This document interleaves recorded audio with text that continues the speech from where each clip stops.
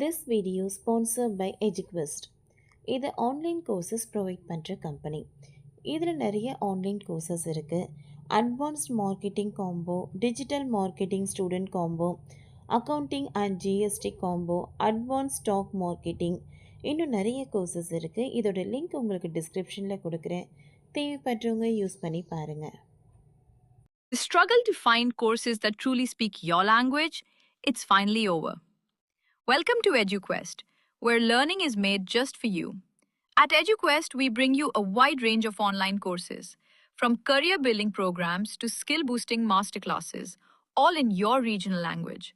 Because we believe language should never be a barrier to success.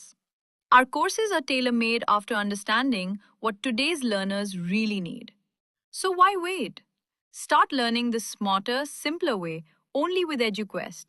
Visit eduquest.courses and explore your next course today. And hey, don't miss out on our exciting offers and promotions.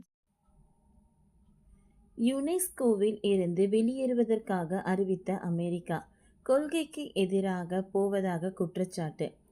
UNESCO அமைப்பின் தொடர்ந்து நீடிப்பது அமெரிக்காவின்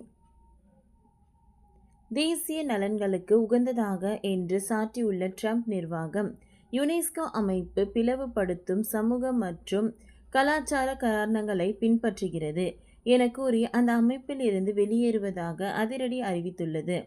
UNESCO அமைப்பில் இருந்து America வெளியேறுவது இது முதல் முறை அல்ல.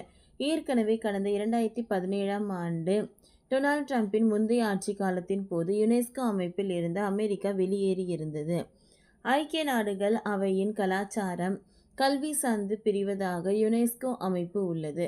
உலக அளவில் பாரம்பரிய சின்னங்களுக்கு அங்கீகாரம் அளிப்பது உள்ளிட்டவற்றை யுனெஸ்கோ அமைப்பு மேற்கொண்டு வருகிறது.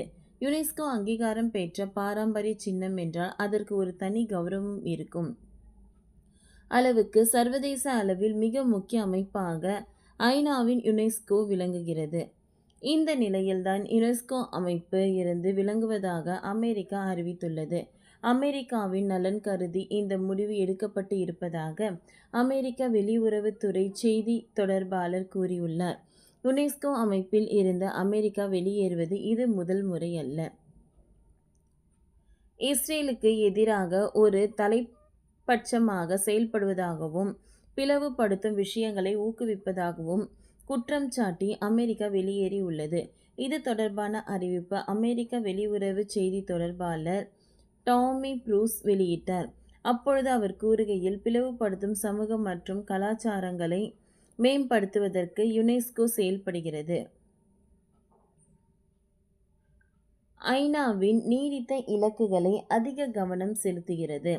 அமெரிக்காவின் கொள்கைகளுக்கு எதிராக யுனெஸ்கோ செயல்படுகிறது. இஸ்ரேலுக்கு எதிராக நிலைப்பாட்டுடன் செயல்படும் இந்த அமைப்பு பாலஸ்தீனத்தை ஒரு நாடாக அங்கீகரித்தது என்று தெரிவித்தது. யுனெஸ்கோ அமைப்பில் இருந்து அமெரிக்கா ட்ரம்ப் ஆட்சி காலத்தில் மட்டுமின்றி அதற்கு முன்னதாக வெளியேறி இருக்கிறது. கடந்த 1980ஆம் ஆண்டு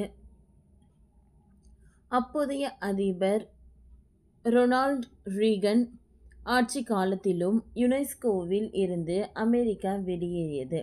யுனெஸ்கோ அமைப்பு ஊழல் மிக்கதாக மாறிவிட்டதாகவும் சோவியத்திற்கு ஆதரவாக இருப்பதாகவும் குற்றம் சாட்டியிருந்தனர். பின்னர் ஜார்ஜ் டபிள்யூ புஷ் அதிபராக பொறுப்பேற்ற பிறகு மீண்டும் யுனெஸ்கோ அமைப்பில் அமெரிக்கா இணைந்தது. ஓகே ஃப்ரெண்ட்ஸ், இந்த வீடியோ உங்களுக்கு யூஸ்ஃபுல்லாக இருந்ததுன்னா லைக் பண்ணுங்கள், ஷேர் பண்ணுங்கள், சப்ஸ்கிரைப் பண்ணுங்கள். தேங்க்யூ.